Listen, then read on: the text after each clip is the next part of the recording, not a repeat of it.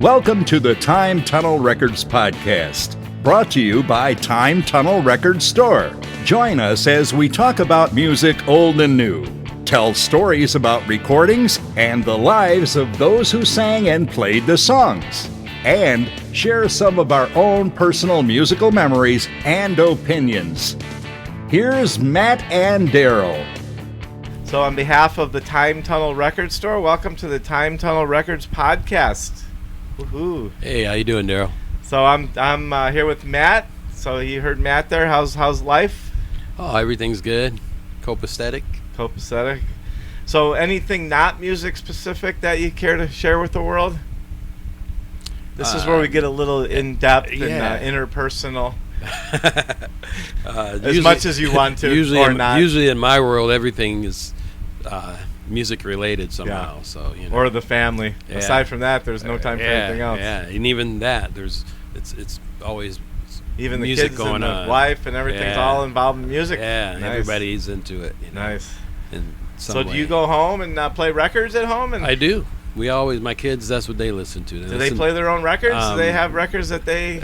maybe some, but mostly records that are ours. Yeah. And they know what they like. I mean, they have favorites, and they'll go and put it on the record player. My young daughter, I have a Larry Graham album that she always goes to when she wants to dance, Larry Graham. Is that Tower of Power? No, he was Sly in the Family Stone bass player. Yeah. I'm thinking of Graham Central Station, too. Is that the same person? That's him, too. Yeah, same cat. And go ahead. I was going to say, and then my oldest daughter, she, not so much now, she's starting to get into her own thing, but... A little bit more of the pop music and stuff? Yeah, more than I care to hear, but it's her thing. But she started Try to avoid it. Right, but, they got to go through it. She'll come back around. Yeah, that's generally what happens. Yeah, when she was younger, she... every night before bed, when she started school, she'd request Stevie Wonder's Songs in the Key of Life. Oh, nice. She had to hear Sir Duke, so I play that whole side for her. Nice. And she'd go to sleep to that every night. Yeah. Yeah, I never had kids, but I have a niece and nephew, and my niece, when she was, you're talking 5 now, maybe, somewhere between the age of maybe 5 and 12. She was into, this would have been the early 90s, and she was into all the pop music that was out at the time. And then horrible stuff. But now she lives down in Venice with my nephew, her brother, and they have a band down there. And wow. When we talk about music, she's not just talking about that mainstream stuff. Right. In fact, she's not even talking about that stuff anymore. She knows what time it is now. She kind of come back around. Yeah, in fact, her music has a very neat stuff that you and I talk about sometimes. It's got it's whatever modern or not modern is kind of a weird thing, but it's definitely got some good old roots in there. There's a little psychedelia. I know there's even a little funky type reggae type stuff in there and stuff. So it's pretty cool. What's their brand? They're Blooming Fire, and they're in the process of recording. They're in the studio. She's 25, I think. She's 25 or 26. I think she's going to be 26 maybe tomorrow or next week. Cool. But it's the first time that I believe that she's ever been in... she's been in movies and stuff, but as far as in a recording studio, we're like a decent one. Yeah. Well, hopefully they'll be able to get you some music so we can hear it. Yeah. We may be playing on the show here, right? Yeah. So anyhow, as far as anything else in the personal world, that's probably good for now. We've got for the next, keep it up for show by show. As far as I'm concerned, as far as I'm a contractor, so this is the time of the year that's my employees probably hate me, and my clients either don't hate me, but they're kind of wondering what's up. But just plugging away at life and trying to figure it all out. But we get through it. Great. Try not to piss off too many people in life. I don't know if I succeed very well, but I think you're doing all right. You don't know me that well. But so now that we've taken care of those formalities, let's get right into the heart of what this show here is about, the Time Tunnel Records podcast. Yeah, it's so new. I'm still kind of getting a grasp of it. So is there anything on the front line? I probably didn't talk to you about as much. but on the front line of music, news, and gossip world that you'd like to share or discuss? I mean, anything you hear about. What I mean by that, we never really discussed it much. Was there some kind of news about something that's going on with some bands? Like there is a band that I do like a lot. Yeah, maybe. That I went to see last year called the Winery Dogs. Oh yeah, I've heard of them. It's Billy Sheehan on bass. And he's the guy. Didn't he play probably with Ozzy and stuff? No, he's from my hometown, Buffalo. Oh, okay. And he had a band called Talus there. Since, that was like old school. Since but I the think early he's played with '70s, some of the But big he ended up, guys then. he ended up touring with UFO in. That's how I know. You know me. In UFO early is like early my '80s. band, Yeah, he also. I may have even seen him with them. Yeah, possible. Well, that was only in Poland. They toured. Oh, okay. Because I saw him in the '80s and the '90s. And then he also recorded an unreleased record with Michael Schenker. Oh, nice. And then he was picked up in '85 by David Lee Roth, '86. That's how I know him, right? I mean, that's he played on Eat 'Em and Smile, Eat 'Em and Smile, and what was the one he's climbing up the cliff? Oh, Skyscraper, their second record. Yeah, he's on that as well. That's how I know him, by the way. That's probably his most. And then Mr. Big. Mr. Big, I was going to say that. Yeah, Mr. Big. And then several. Wasn't that like cheesy pop music or something? Hair metal. Yeah, it was metal, but they had a those big power ballad songs you had to make in the early '90s to make a record, Sweet. And it was their only #1 song, I think, but they got there, Sometimes it takes a little cheese to get some cheese, you know what I mean? Yeah. But anyway, he's the bass player. Richie Kotzen, another amazing musician and singer and songwriter. He plays guitar and lead vocals, and then the drummer is Mike Portnoy. Oh yeah, from Dream Theater. From Seattle, right? Yeah. No. Oh, Dream Theaters. I thought they were from Seattle. No, I don't know where they're from, but I know he's from Jersey. Maybe I'm thinking somewhere on the Queensryche East Coast or Metal Church or something. Yeah, Queensryche's from here. They and are. Metal Churches too. Yeah, totally. So anyhow, that's a band that they got going. But they had a very successful debut album in 2013, self-titled "The Winery Dogs," and their new album is not out yet. But I heard a new song, and I really dig it. So it's called Oblivion. So what's the style of the music? Just hard rock. Mainstream music. Yeah, or it's anything it's hard rock, but good catchy songs, great musicianship, So for a band that you like, it sounds like pretty promising. Totally. From the one song. Yeah, I can't wait till the album drops or they come through Seattle on tour. I'll be there. Great. Yeah. Great. Well, anything else? I mean, we probably come up with something else next time. Yeah. As far as music, news, and gossip that I was looking up, and I noticed that Billboard magazine, it said this little thing the blurb was, Billboard continues to attempt to rebrand itself into a music hub for consumers with an ear for gossip. Oh, come on. Yeah. So now they're turning into TMZ for music, basically. For Billboard, and it's kind of a standard for music Billboard, I think, has been around since the 50s. Yeah, they've just been a charts related. But I think that they have a site and stuff. The thing the way I had found that is they were talking about some crap about who's that singer, Kesha. Oh, yeah. Some drama Pop that singer. she's involved in. Really? And they were somehow Billboard magazine got about it, and they were talking about how they're trying to be like a gossip magazine. Well, everybody's trying to get in where they fit in, man. Well, society is pretty sad, but when you hear stuff like that, when you actually believe that there's any hope, then you hear that, it's, Yeah. But anyhow, so what do you think about that Billboard and I don't know, man. I think we have enough. Their we have enough to be the ear for gossip. Yeah, we have enough online gossip. That's the one thing about the internet that I could do without. It's just kind of too much. The whole idea of chasing down a celebrity so you can, take a photo or get them, when they're not expecting. Yeah, strangely though, those are all the people that have all the #1 songs and stuff. All the people with all the crap and the drama and stuff. Yeah, man. Yeah. Well, I think that's part of it too. Sometimes it's the drama might be fabricated. It's not about the music anymore. No. It's about what kind of image and story that you can create that's going to pull people towards you. Right. Don't you think that's what probably sells half the records and stuff? Yeah. Just when you hear about how many all day long how many sexual exploits Miley Cyrus has has had this week? It makes you curious the about biggest, it?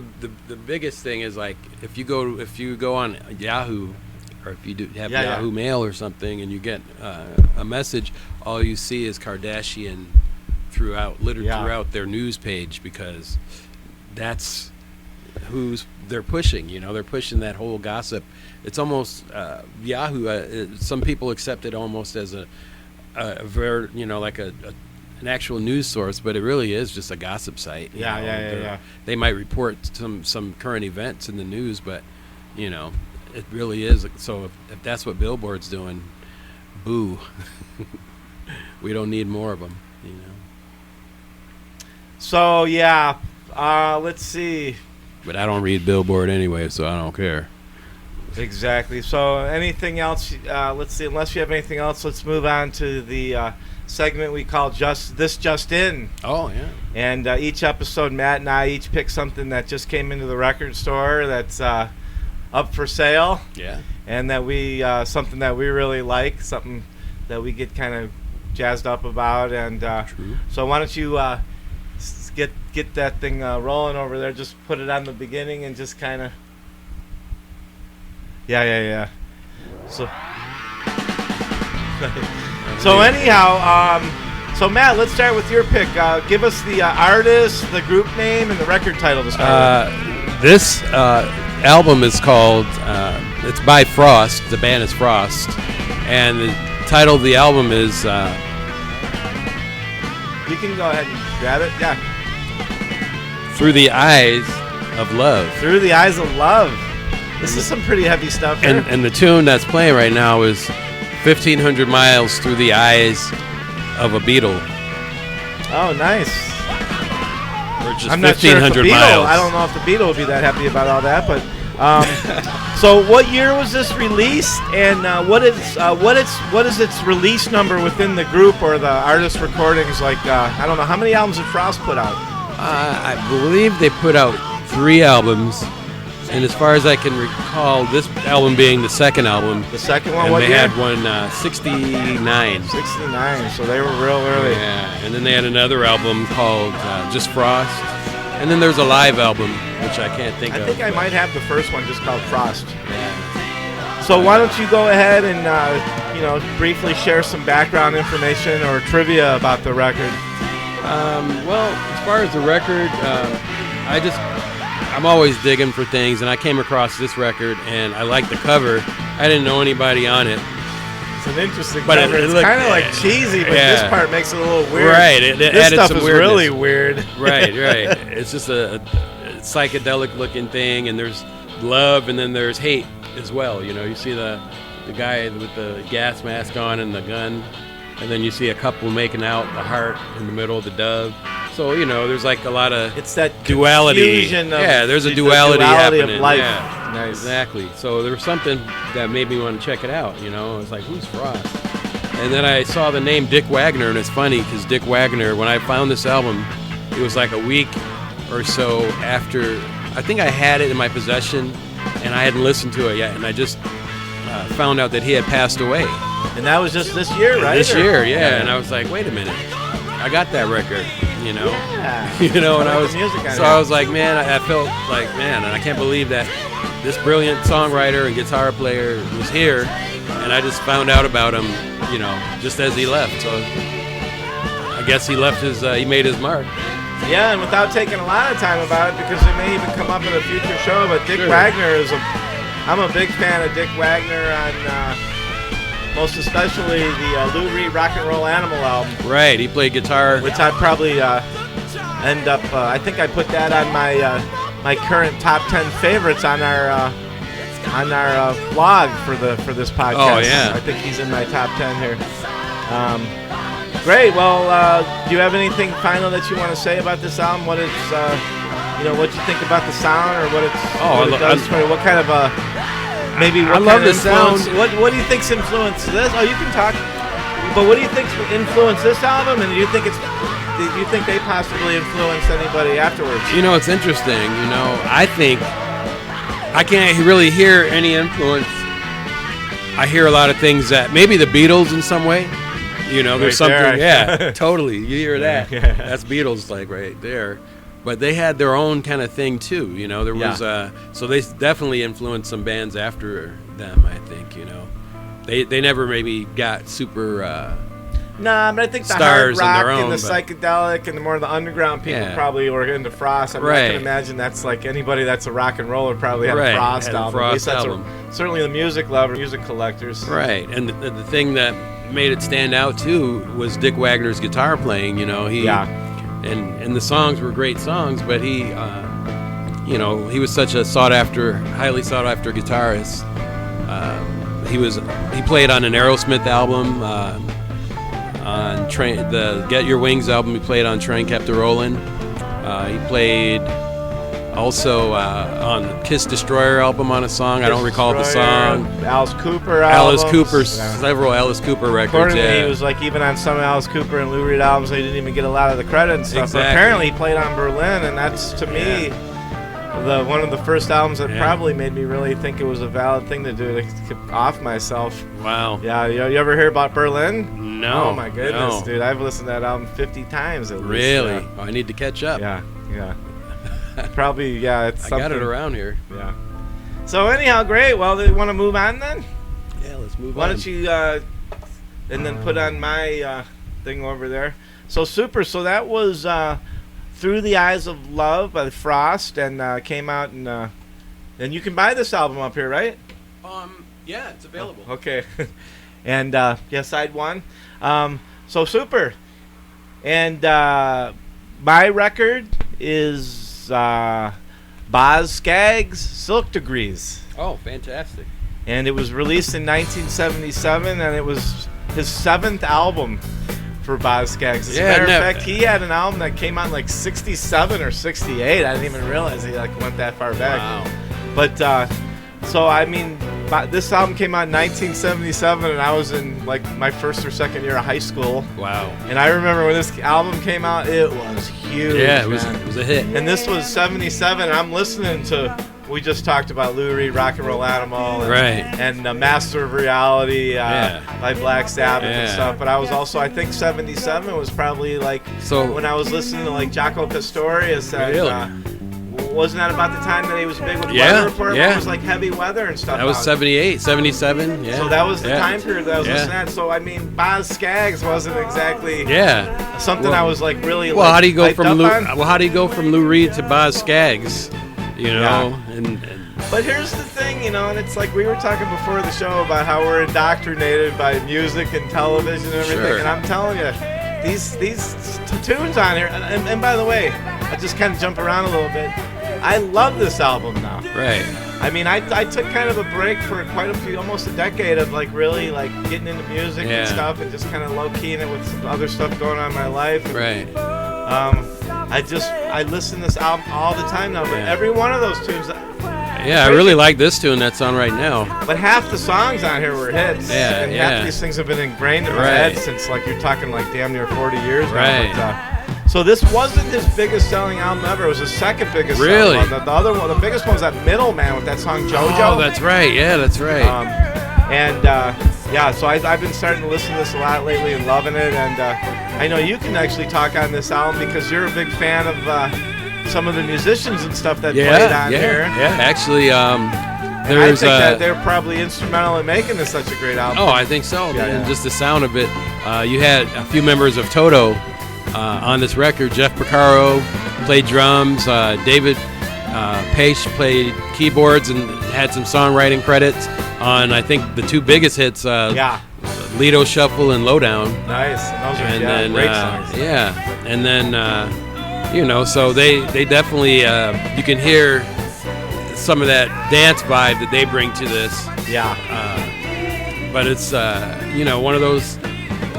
one of those records, man. You can just totally, I remember when Lowdown was on the radio back in the day, and it still comes on when I'm in the car sometimes and have the radio on. They'll still play. Oh yeah, it's still Lido Shuffle. So I know, talking about those guys from Toto and some other folks, So he put out an album after this, and I can't remember what it was. Either like Down to and Then Left or Slow Dancer or something, but one of those two. Yeah. And it didn't really. It did okay because it got off this one, but it really didn't do all that that great. Mm-hmm. And then on his next album, he brought all these folks back, yeah. and sure enough, so there's definitely like something to be said for like a Magic Formula stuff. Was Breakdown on that? I don't know. I just remember JoJo was like a big song. Yeah, he had another song, Miss Sun. Yeah, that might have been on that album. Was kind of a I don't big really one know for that him album too. that well. Yeah. I picked it up and listened to it. It's got some good stuff. I mean, this right here is like I think the peak of his magic right here. Yeah. Well, this was just the height of this sound, Was but in I mean, the I 70s. listened to like every single song on here, and I listened to the album before this and the album after this, and they're both decent. But this was just. Let me ask you real quick before we move on about because I know that you and I have talked about the fact that, like for instance, we were talking about Steve Hunter and Dick Wagner with like some of the folks that they play with, but you don't really know that much about it. Right. You hear about about the main artists. So weren't Toto involved with a couple of other groups where they helped him do some songwriting, producing? Right off the top of my head, there was an artist named Michael Jackson. I think I've heard of him. Yeah, and they played. That's what I thought. What album was that? Thriller. They actually. And then Eddie Van Halen played they wrote some of those that songs. Album, right? No, he played on Thriller as well. Okay, that's the yeah. That's what made Michael have his biggest hit off of that album was Beat It. Beat It, yeah. And that guitar solo has that had a lot to do with it, man. And then the Toto guys run that too, huh? Yeah, they co-wrote a couple songs and played on it as well, So there you go. Yeah, Human Nature and there you go. Lady in My Life, that kind of stuff. Yeah. So great. Well, if you want to take this off and start the next one, and we'll. So that was Boz. Yeah, nice. That was Boz Scaggs, Silk Degrees, 1977. So yeah, we're definitely a bunch of old guys talking. Well, I'm not as old. Matt's a lot younger than I am, but I think at future episodes and stuff, we'll probably find stuff that's a little bit more recent. We basically pick stuff that sounds.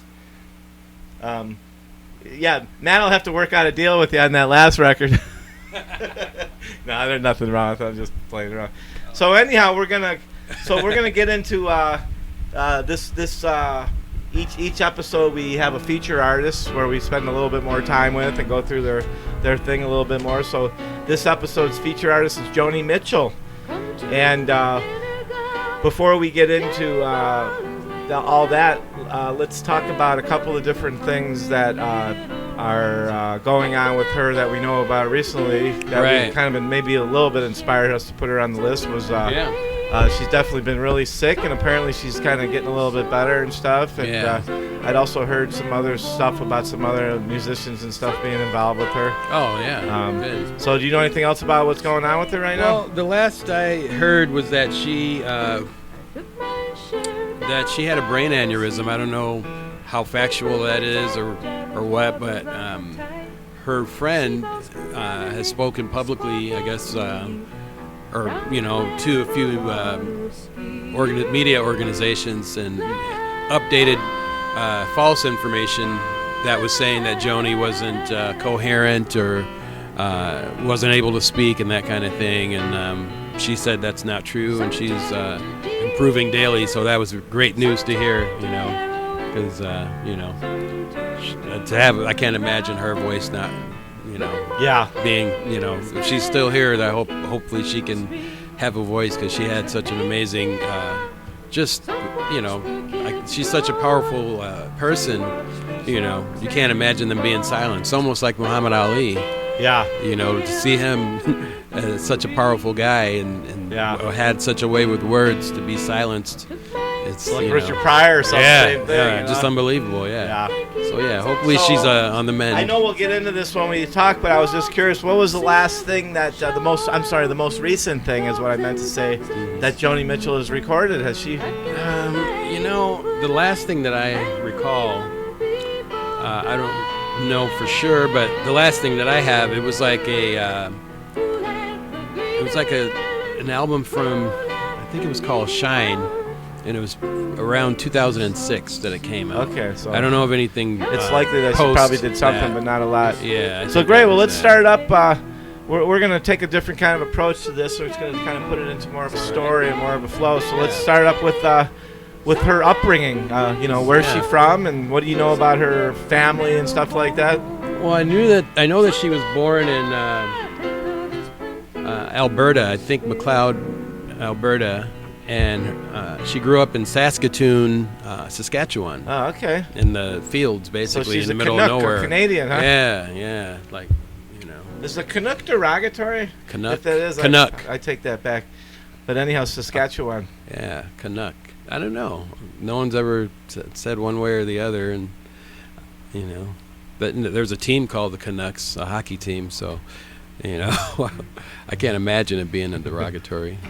So what do you know about her upbringing? Anything? I know that I believe she was an only child. So she had a lot of room for imagination. And when she was probably 8 or 9, she was stricken with polio. I did not know that. Yeah, so that had a big impact on her early years. She was bedridden and had to go through these painful treatments and so on. And she had the braces on her legs and all of that. She was really Wow. Yeah, she was definitely one of the victims of that disease. That would have been like the 40s, I think, right? Yeah. She's probably about 70 or something? Yeah, she's in her 70s. And Yeah. So polio was like Yeah. a real, it's still around, but it's very rare compared to.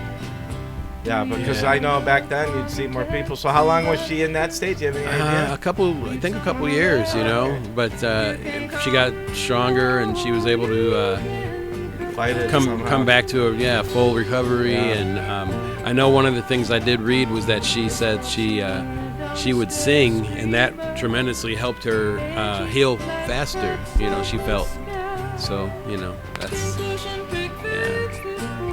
So you know anything about her early musical influences? She liked classical music. I think there was a Rachmaninoff record that Rachmaninoff? Yeah. Rachmaninoff? Yeah, is that what it is? Rachmaninoff. Yeah, something like alright, that. I like it. I'm familiar with the older If you gave guys. me $1 million to name one of Rachmaninoff's right, I wouldn't come close. right. Yeah, I could tell you about a little bit about Beethoven Yeah, or Bach or Handel. So classical music. But yeah, that was her first record that she got. It was a '78. That would she make got. sense, though. With the kind of music. Yeah, it's she not, yeah. she said she also had Alice in Wonderland. That was another one in her thing. But as Which she is very orchestral. right, Isn't that Disney right. or something? Yeah. But she she was into Chuck Berry and Elvis and the early rock and roll stuff, the Coasters, that kind of thing. That was probably the big influence on her. Frankie Lyman and the Teenagers, I know she loved them. Yeah. So doo-wop. What's not to love about Frankie Lyman and the Teenagers? Telling you. Yeah. So that was probably her earliest love of music, was that kind of stuff. So what about how did she get discovered? Do you know what about when she started actually playing music? And Well, where she was an artist first. She went to art school, nice. the painting and all that. And she's actually really, really good at that. she's really good at it. And she has her own album covers. She's did her own artwork for, as well as other artists. I think Neil Young, one of her albums, she did the artwork as well. She did some of hers. As well as, they're hers. Was she Court and Spark, or was that somebody else? Court and Spark, that was her. That was her artwork. That was her artwork, as well as Neil Young Ladies of the Canyon. That was Neil her Young album. Did she do? What Neil Young? I can't recall the Neil Young. Like Zuma or something, or that one? No, it was like something earlier. Something, but I know there was a CSNY album that she did. It's a white, the one with. I think So Far was the album. It was like a paint. It's like a watercolor painting. Oh, nice. Yeah, she did. So she's good with that. Does her own portraits and all that kind of thing, and Nice. But anyway, she was in art school and she was playing music as well at the time, and small coffee shops. She started, playing around locally or guitar, acoustic guitar, and singing. And she ended up getting discovered by this guy, Chuck Mitchell, I believe his name was. Yeah. So would that have been like late 50s, early 60s, or was it later early, in the 60s? Early 60s, early to mid 60s, and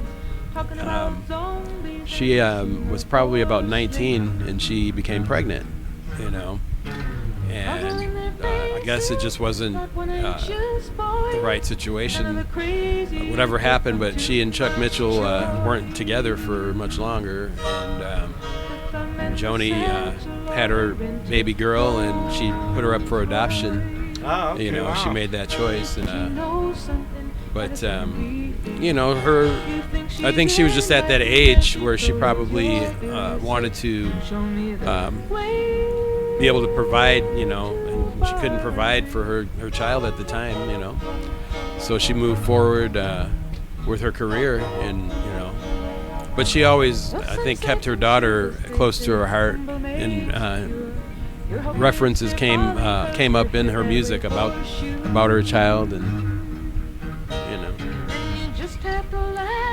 But, I wonder if she ever got reconnected with her daughter. As a matter of fact, they did reconnect. I want to say sometime in the 90s. I don't know the exact year, but they did reconnect, and she was a grandmother by the time she met her daughter. Her daughter had a little girl as well. So, but turns out that she was raised right in Canada, by a family that, she had a great upbringing, and I think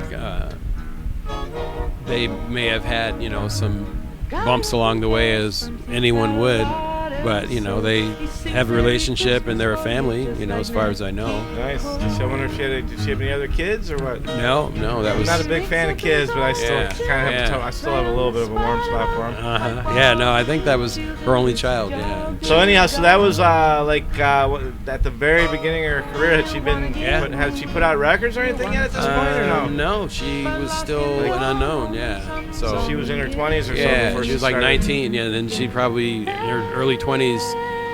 She started traveling to New York. She actually had other artists. She was starting to get noticed as a songwriter, and other people were starting to pick up on her. Wanted to do covers of her songs, and I think one of the first people was another Canadian artist by the name of Tom Rush. Oh, Tom Rush, of course. Yeah, he was like a folk. Yeah, he was a folk artist, and he covered her song "The Circle Game." Oh, okay. And had a hit with it, and so that worked in her favor, and more people became interested in her and her songs, and I believe someone else, Judy Collins, did some of her songs, and. So she was starting to really make a name, around the circuit. One other thing that a lot of people don't know is she's responsible for, I guess you could say, she was responsible for the members of CSNY becoming an actual group. Oh, okay. Because she knew... Did she write Woodstock, or...? She wrote the song. Yeah, okay. But she knew all of those guys individually. Yeah. And she told them that their harmonies, their songs would make good harmony. Their vocals together would make good harmonies. Yeah. So she heard in all of them separately something, and told them. Quite the visionary. So she introduced them, and she said, "You guys need to be a group," and introduced them all. Interesting. Yeah, I did not know that. Yeah. And here we are, man. They, one of the great that vocal was, groups. What was that? That was in the 60s. Yeah. Because they'd all been playing in Buffalo Springfield. Springfield, the Birds. Yeah, the Birds. Even Neil Young, he was in a group called the Mina Birds in Toronto with none other than Rick James. Imagine that. Yeah.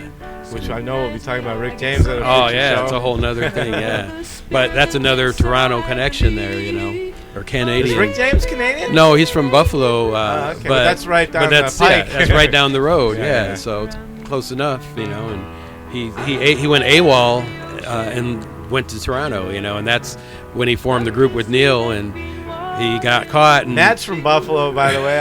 I'm sure you've probably been AWOL up to Toronto a few times when you were growing up. Oh yeah. I know I did. Only I wasn't in the military. He was. Yeah. So he had to go. You went AWOL from your Buffalo from my life folks. and got a little crazy. That's right. I did the same thing from Cleveland, which wasn't very far away. Old stomping grounds, man. But anyway, David Crosby from CSNY, the C in CSNY, actually produced Joni's first album, Song to a Seagull. And what year was that? I want to say it was 68. So yeah, that was around the same time. Probably. So it sounds like right about the same time that CSNY must have got together. Right. Or at least they started playing together. And then she, of course, ended up dating everybody in that band too for a while. Except for Neil Young, yeah. But yeah, Joni, she was a player, man. Yeah. She did her thing. So great. Well, do you have anything? Let's see. How about if we how about if we go through her catalog a little bit without necessarily? We don't have to go through all her songs, and you can just keep this going. Yeah. But let's just. How about off the top of your head? Because I like when you just kind of wing it. You seem to be a pretty bright guy that remembers a lot of stuff. What about not necessarily the whole catalog, but some of the stuff that people may know about? Or I'd say her first album, her notable album that probably gets a lot of attention is Blue. Blue, that's like the kind of a jazzish, wasn't that like a? It was. Didn't she mostly, do like a Charles Mingus type of a thing on there? Or something? No, not yet. She hadn't gotten to that point yet in her career. She must was be still thinking of a different album. Yeah, that was much later. That was about 10 years later. Okay. So, but Blue was the first. But Blue was the first one. It was probably the album that cemented her as a songwriter to be reckoned with. Was there a song on there that was of note? She had lots of songs. She had a song called Little Green, which was about her daughter. Yeah. So her hit song, what year was that, by the way, that that Blue album, 70? Blue was 70, yeah. So she hadn't quite had any of her hits yet. That was a couple years later. Well, she actually, she actually had a hit by then. The album Ladies of the Canyon, I believe, was before Blue, and that album had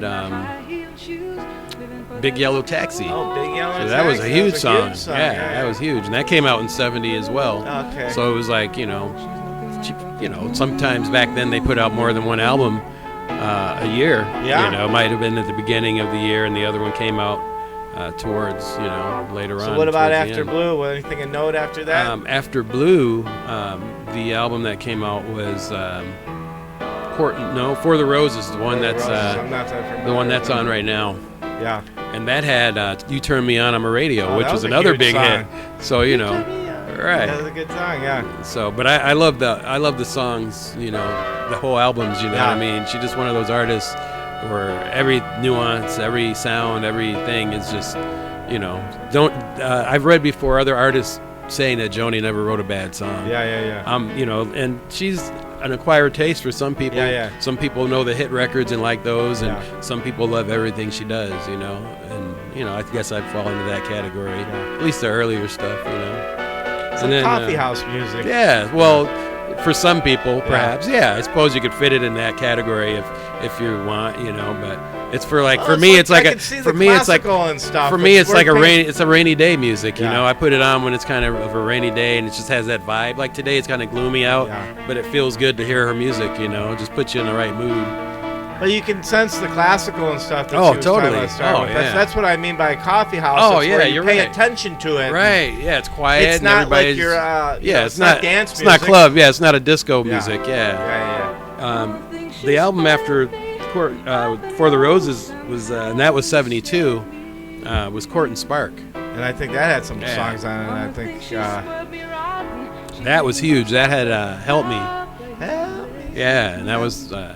One cool thing about that record I liked, there was some featured guest spot by a comedic duo that we still love to this day. Who's that? Cheech and Chong. They were on that album? Yeah. I did not know There's that. a song called Twisted on there. The Annie, the song that was written by the gal from that jazz group. Yeah. Wrote Twisted. Yeah, that, Annie, yeah. I can't think of her name. Yeah, but- that's it. Well, yeah. Well, that's the song. Oh, okay. And I they're heard like, that hey, song. man, that chick is twisted. I never heard that. I mean, I Yeah. heard it, but I did not Yeah. have to go look that up. Yeah. Being a big Cheech and Chong Yeah. fan. What Yeah. year was that, by the way? That was 74. Yeah. So I saw Cheech and Chong. I was 14 years old. My mom took me to see Cheech and Chong live in 1975. Wow. So yeah, Lucky. I mean, they were huge. And Yeah. you could practically do a show on Cheech and Chong. You and probably got a contact buzz when you went to the show. yeah, I may have. I may have. Hey, It never Tommy wore- Chong was just here, It man. never wore off. He was just here. Yeah, for Hempfest. Oh, they had the annual festival down there. he was Yeah. down there. Not a big surprise. I mean, Yeah. pretty much that's what his career has been. Based around, Yeah, you know. he just goes around to like Yeah. hemp festivals and stuff. Yeah. So let's go through some more of her records here. All right.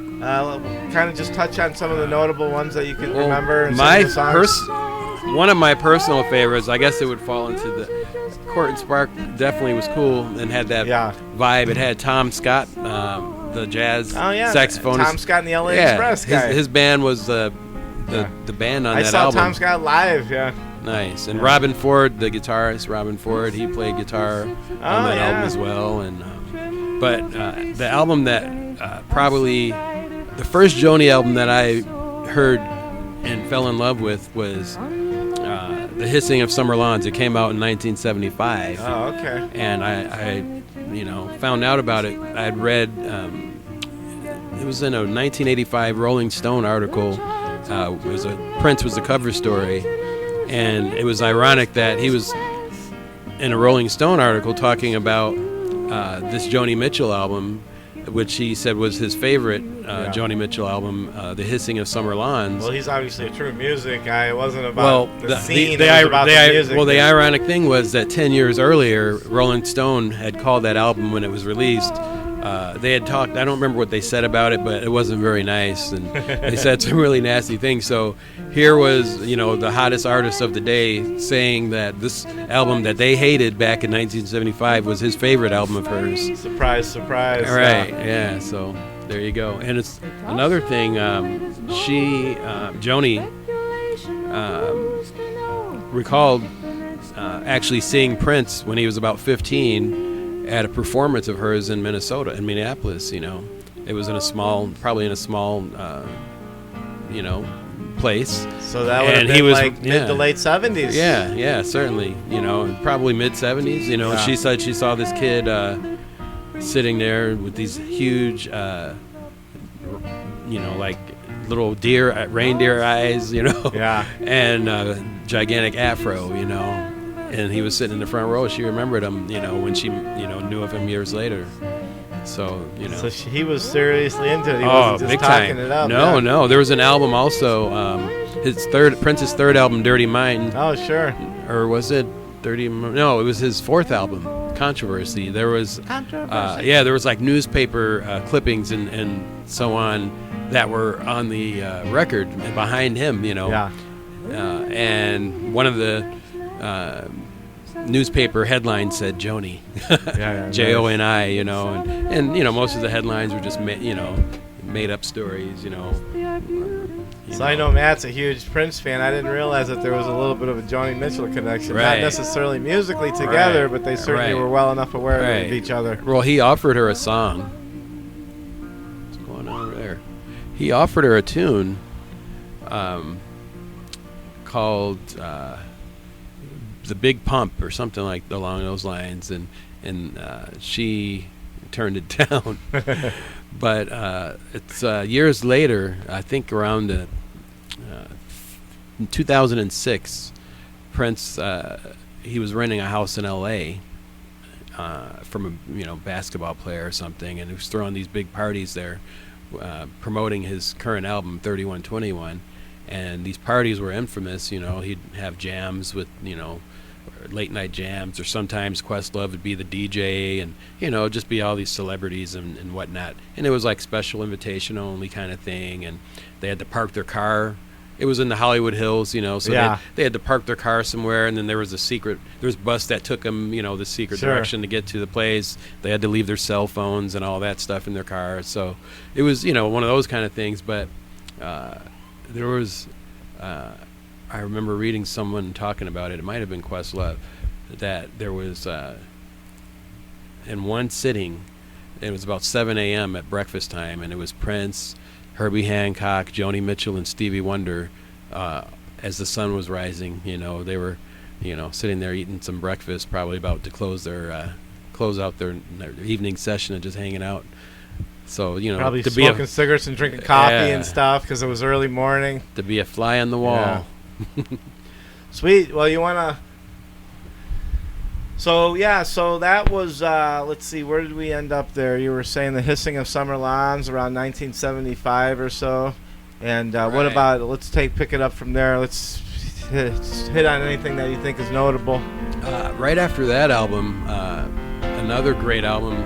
This one I loved because she, with Hissing of Summer Lawns, she started to, that was her really big move into the jazz area. I mean, you could kind of say she was going that direction with Court and Spark in some songs, but Hissing of Summer Lawns was hinting at it. And then she even added more on the next album when she added Jaco Pastorius on bass. Oh, nice. We were just talking So, about yeah. him, So, and that was his first year, 1976, of releasing anything. He put out his debut album that year, as well as playing on one song. He contributed one song to the Weather Report album, Black Market, and he also featured as a bassist on the Hijira album from Joni in 1976. So Nice. And that's another one of my favorites. That's probably the two albums I listen to the most, Hijira and Hissing of Summer Lawns. So what about after that? Is there any notable ones instead of going through all? Yeah. I mean, she's got 20, 30 albums on, right? Oh, yeah, just about. I mean, so would you say that's safe to say that, I mean, obviously, I know you're one of the things I like about you is bands that I used to have some knowledge of and follow like decades ago, you're still, so to this day, buy their new records and go sing the concert and stuff, which is really admirable. And I would imagine that there's people that do that with Joni Mitchell as well. oh, yeah. But sure. instead of getting into all of their stuff, I mean, you could probably do 3 episodes on Todd Rundgren, right? Oh, yeah, exactly. There's so many different eras. Yeah. So attached to why him. don't you just kind of glance through the last of her records and stuff? The last probably record that I really got into by Joni, well, there was 2 more. The next 2 albums actually Jaco played bass on as well. 1977 was Don Juan's Reckless Daughter. Okay, yeah, I've heard of that one. That was another album that one she was a little bit more experimental in certain areas, but it was a really good record too. And then the Mingus album was 1979. Oh, Mingus was the one that I was talking and about. that had a lot of jazz vibe in it. And there was also some actual recordings of Charles Mingus talking, speaking to his wife.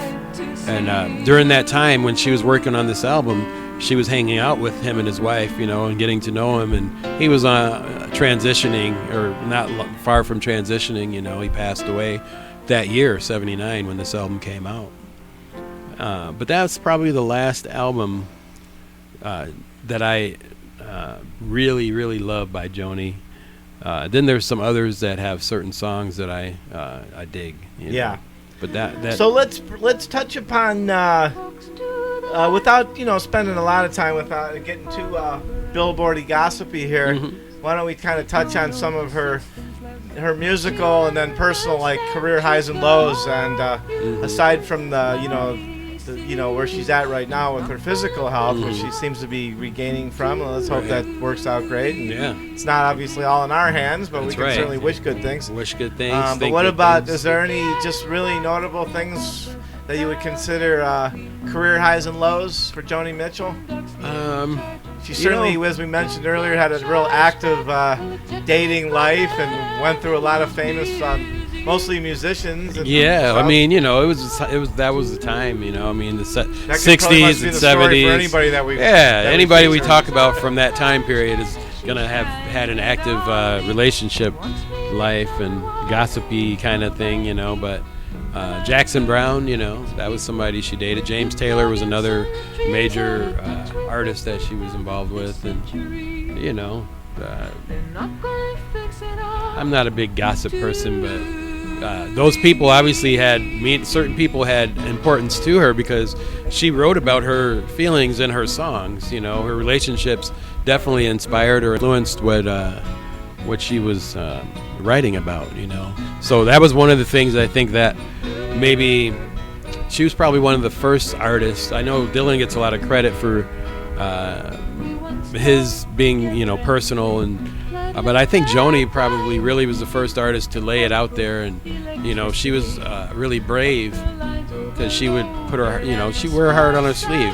She really got personal and put her feelings out there for the public to witness, whether it was about her or not.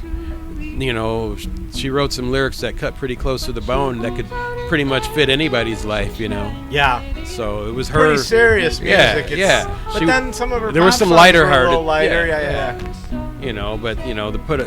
She wrote social commentary as well in a pop song. The Big Yellow Taxi to write a song lyric like pave paradise and put up a parking lot. How apropos. Yeah. Just go to downtown Seattle right now. Yeah. They're tearing down your favorite old haunt to put up a parking lot. There you go.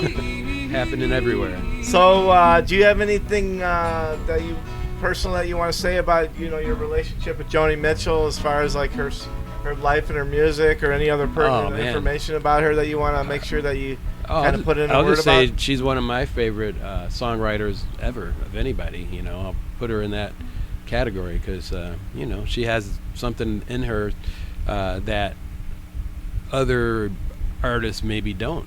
She puts something there's something that's there that she does something or gives a part of herself that maybe not many artists are willing to give. Yeah. So yeah, that's what I'll kind of leave with that. She's definitely touched me, and when I'm sometimes when I'm in a somber mood, I'll put on her music and it picks me up. It's that kind of stuff. Yeah, so when I put together the idea to do this podcast, and I met Matt over here at his record store, I had given him an opportunity to write down a list of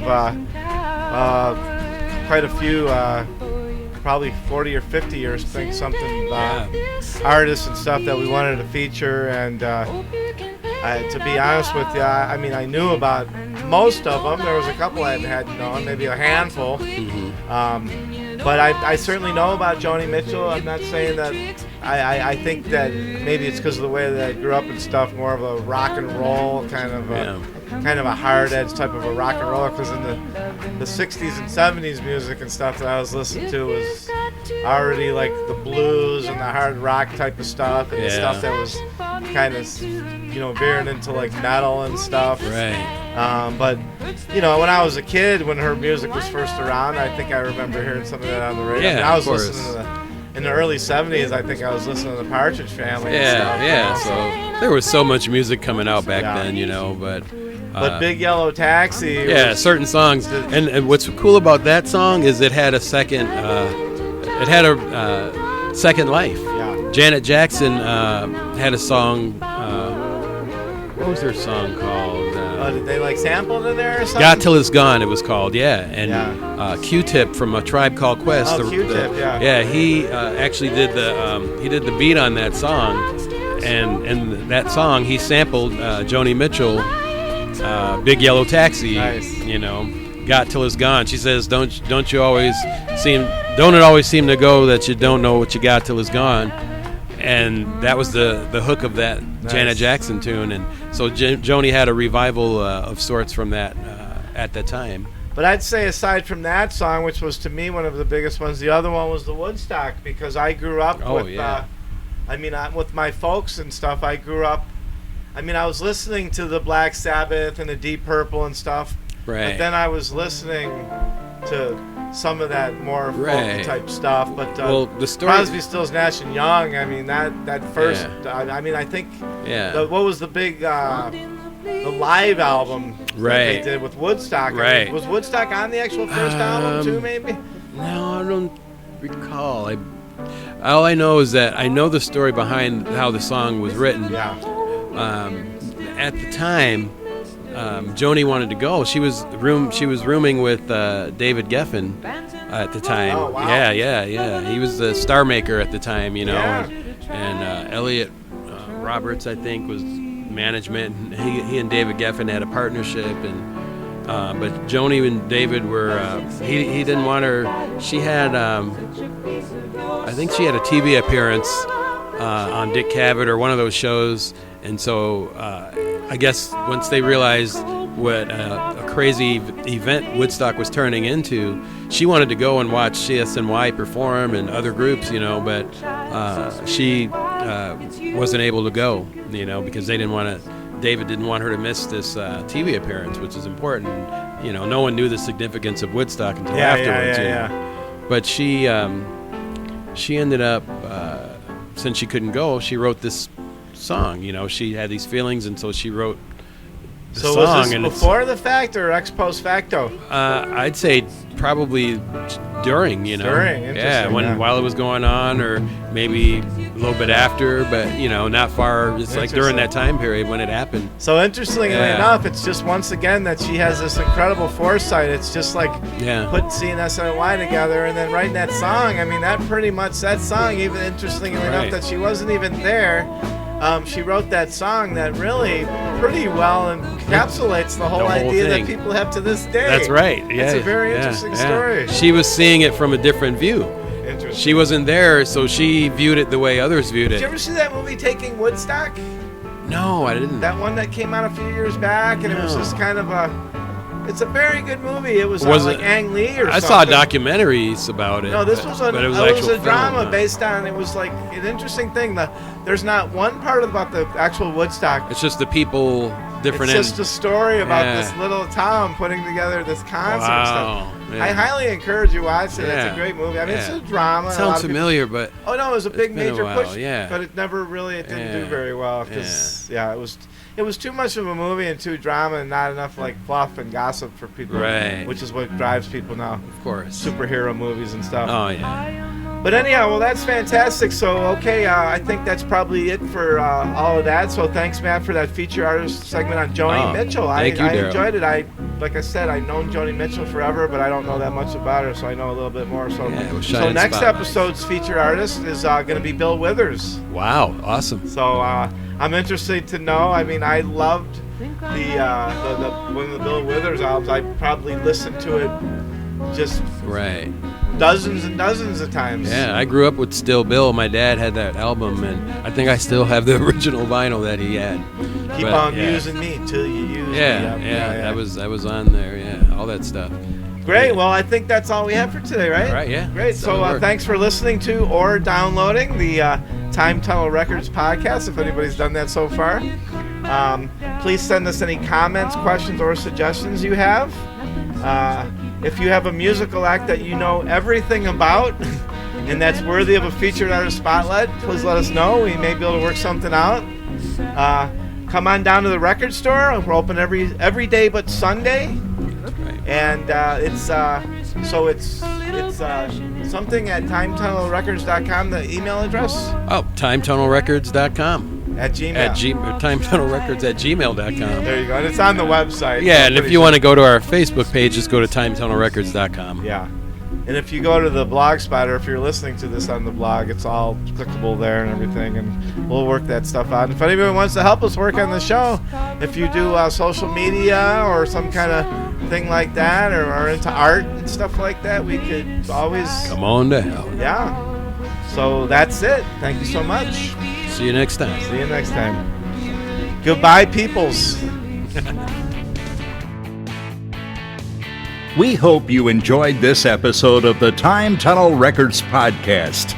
If you would like to become a part of our podcast team, suggest a future feature artist, or just say hello, you can stop by 14911 Ambom Boulevard Southwest. Come look through our records, CDs, movies, musical equipment, and other cool stuff.